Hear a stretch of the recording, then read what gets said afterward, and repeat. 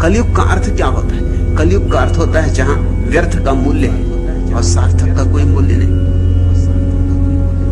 जहां संत का कोई मूल्य नहीं है, राजनेता का मूल्य है, जहां ध्यान का कोई मूल्य नहीं, धन का मूल्य है, जहां प्रेम का कोई मूल्य नहीं, चालबाजी, गणित, तर्क, चतुरता, इस सब का मूल्य है। जहां प्रेमी लूट जाता है, लूट लिया जाता है, और जहां चालबाज सफल हो जाता है, जहां ईमानदारी मृत्यु बन जाती, और जहां बेईमानी जीवन का सार है।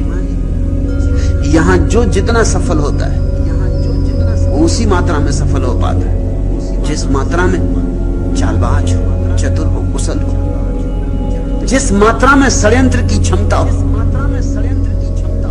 कलयुग का अर्थ होता है जहां सारे लोग व्यर्थ के लिए दौड़े जा रहे हैं, जहां कूड़ा करकट मूल्यवान हो गया, जहां परमात्मा की किसी को याद ही नहीं,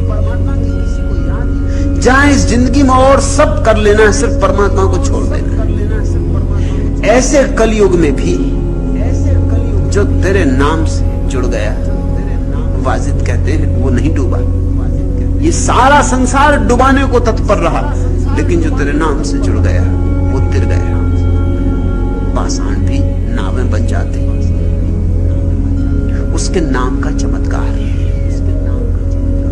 तुम जरा उसकी याद से भरो और तुम चकित होने लगोगे। जैसे उसकी याद तुम्हारे भीतर उतरनी शुरू होती है, वैसे ही तुम बाहर के जाल से टूटने लगते हो।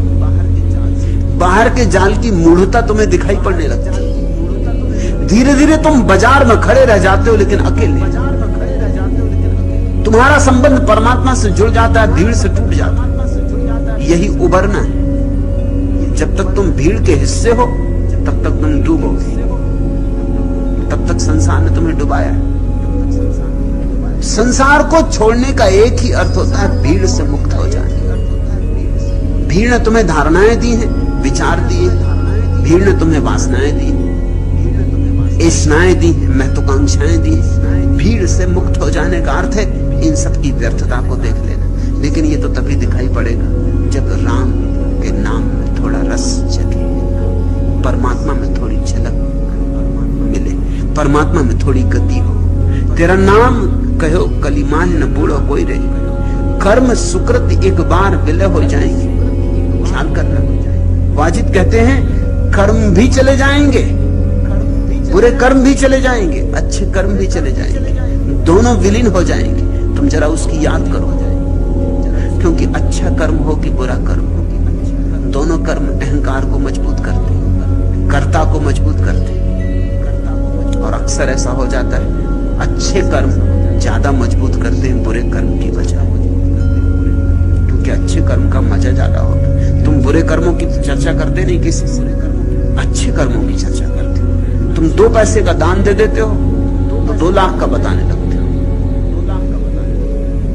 तुम 2 लाख की चोरी करते हो, अगर पकड़ा भी जाओ तो 2 पैसे की बताने की